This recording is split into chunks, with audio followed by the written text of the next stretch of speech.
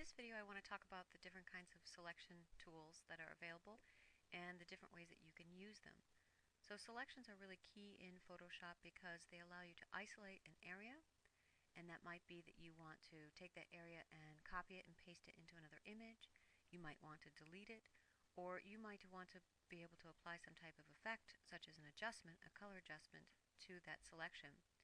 So for example, maybe I want to select this bird and I want to be able to make the bird black and white or change the color, but I don't want to affect the rest of the background, so I would want to select that. Or perhaps I want to copy this bird without the background into another image. So again, that's going to be my selection tools.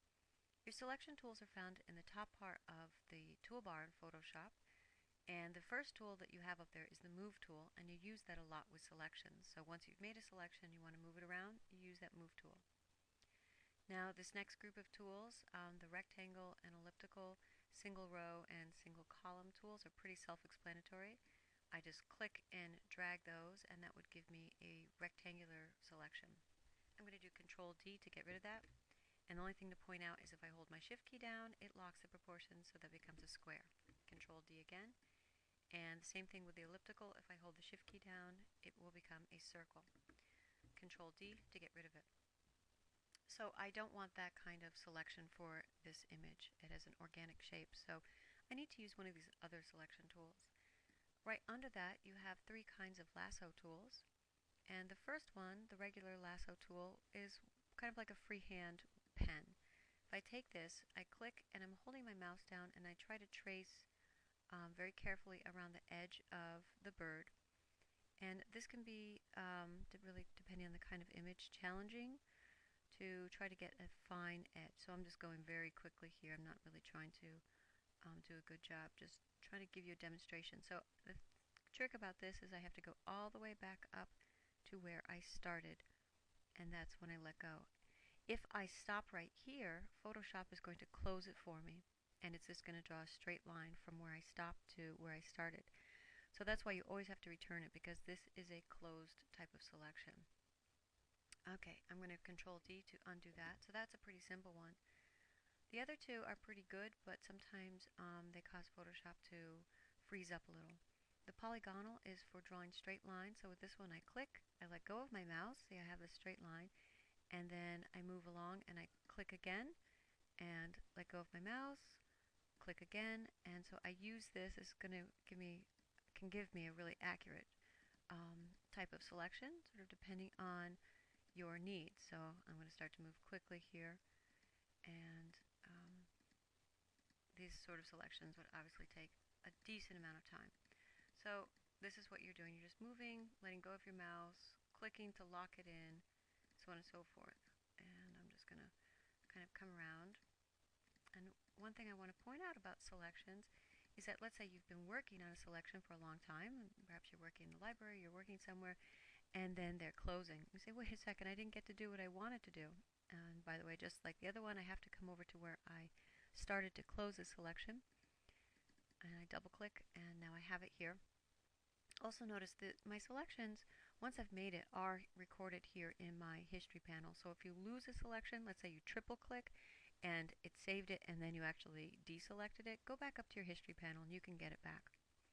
So the other thing to point out is that under Select from the main menu, you have an option to save your selection. So that can be very useful if you're in a place where you suddenly have to go, or if you want to come back to it.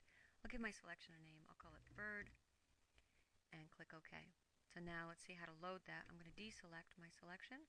Let's pretend I closed this and then opened it back up again. And I'm going to go up to Select, Load Selection, and I'm going to choose the name, Bird, click OK, and it's back again.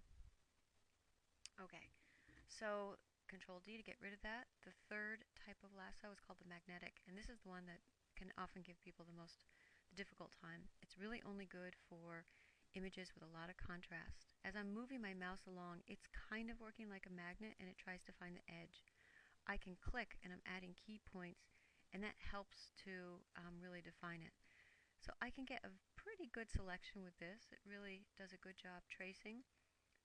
When I've found that this can drive people crazy is I try to stop my selection. Now, as I'm moving my mouse out, I see people do this all the time, moving my mouse out, the tool is following me. And then you end up with this, and it's going kind of crazy. So if this is happening, what you need to do is just double click to close your selection, Control D, and it's gone. Okay, so this can be a very useful tool. You just have to be aware that you have to close your selection if you're done with this tool. You can help control the magnet by kind of guiding with your mouse and then clicking, and you can add the anchor points. If you don't add the anchor points, Photoshop will do them for you, so you can kind of control where it goes. And I just close that and I'm going to deselect. The last ones are the quick selection and the magic wand tool. Let's talk about the magic wand tool first. So with the magic wand tool, it works with the option bar with a tolerance field. So I'm going to put in a tolerance of 10. The lower my tolerance, the smallest amount of pixels it's going to select. It's just picking pixels that are very close to what my original selection was. If I increase my tolerance, I put in 75 for example, it's going to start taking a wider range of pixels. So one way I can work with all of these selection tools is they all have these different modes. And the default mode is that they're on just a new selection, meaning every time I make a selection, it gets rid of the last one and it starts a new selection. But I could also choose to work in the add to mode. I'm going to Control D to get rid of my last one. And in this mode, my selections will keep adding onto each other. So as I'm using this tool, I can keep adding and making the selection larger and larger here. If I've gone too far, I can now switch to my take away from selection mode. And so now what I click on is going to subtract from my selection. And then I have the fourth selection mode, which you rarely will ever want to use, which is called the intersecting. So that's just going to be whenever two parts are intersecting, that's the only thing that stays. Okay, Control D. And now let's do the quick selection tool. The way this one works, I put my mouse in and I kind of dragging, pointing towards the edge, and it tries to find the edge for me. And it does a pretty good job. But like all of these tools, there's actually about a two-step process that you want to go through in making your selections. I'm not even going to try to go down here because I don't think it's going to do a good job there. And I want to get that beak. If I go too far, just like with the other tools, I can switch it to the takeaway mode. So the next step I want to talk about is how to refine your selections. So all of these selection tools, if you go up to the option bar, have an option to refine your edge. And that can be very, very useful to help bring back or kind of smooth out the edges, or let's say if you want to make your selection a little bit larger or a little smaller. So you have the contract and expand options. The feather option is going to take on some more pixels outside of your selection, but those pixels are going to come in with a gradient, so they're going to have a softer edge. Or if you wanted to simply, if you were using one of the, like the polygonal lasso tool and your edges are very sharp, you can smooth those edges out with the smooth option here. So spend a little bit of time working with your refine selection mode. Down here at the bottom you can also just choose your preview of how you want to see it, but I find this one works out really well. Kind of isolates your selection and allows you to see what you're working on. So I'm going to cancel that out. The last thing to talk about is the quick mask mode. So I'm going to close this image. And let's go over to something that's maybe this image.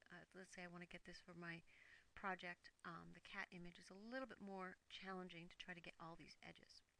So typically the way you work is about a three-step process when you're making a selection. You might make your first initial selection. So here I'm just using the quick selection tool and trying to get the majority of this cat. You know, for those edges, I might decide it's better to use the magic wand tool. I'm just trying to go in and get the majority here, but it's certainly not a perfect selection because, for example, I have some of the road in between his leg. The next step would be to go in to refine your edges. And you can also do that as a last step, either way. I'm actually going to do it as my last step because the next step I want to talk about is the quick mask mode. Now I am working in CS3, so this might be in a slightly different spot, but it's going to be at the bottom of your toolbar. And if you hover over any of these tools, you'll get the tool helper. So look for the quick mask mode. I'm going to click on that, and that changes the mode of my image.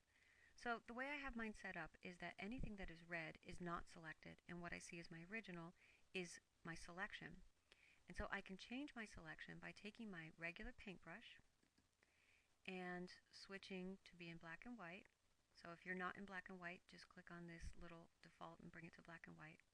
When I paint in black, I'm going to make my mouse larger by using my square bracket keys. When I paint in black, it's actually going to come in as red. So I'll just do a stroke across the cat so you can see. I painted it, and what I just did, if I switch back over to my regular mode, is I've changed my selection. So this would be a part of the cat that is no longer selected. If I copied and pasted him, he'd have this big section missing. If I paint in white, I'm taking this part, and I'm adding it to my selection. The other thing is, as I'm painting here, I can choose what kind of brush I'm using. So I could have a brush with a soft edge or with a hard edge. So this is a great way to go in and changing the diameter of your brush, of course, and changing if you're using a hard brush or a soft brush, and to go in and to make some of those final touches for your selection. A lot of people find it a little easier to work with the paintbrushes than you would with just the selection tools. And of course, the other thing that you want to do is you want to zoom in on the edges, and you want to make sure that you're really looking at those edges, and then you can go in and kind of do your final touch-up of the edges for your selection. Just kind of zoom and go around and check that you're really getting just the parts of whatever it is that you're selecting, and you're not getting any of that background. So you can just keep kind of going around here, and this is where it gets a little tricky. You know, I have just like the little hairs of the cat going out. So again, the way this mode works is you're just painting with black and white, and when you switch back over, I'm just going to go down here, when I switch back over to my normal mode, it has affected my selection. I'm going to zoom out here. I'm going to switch to the Alt. And so now at this stage, I could take any one of these selection tools, it doesn't matter, and I can go back in and I can refine those edges even a little bit more. Okay, so those are all our selection tools and the ways to refine them and the different steps that you can go through to make selections.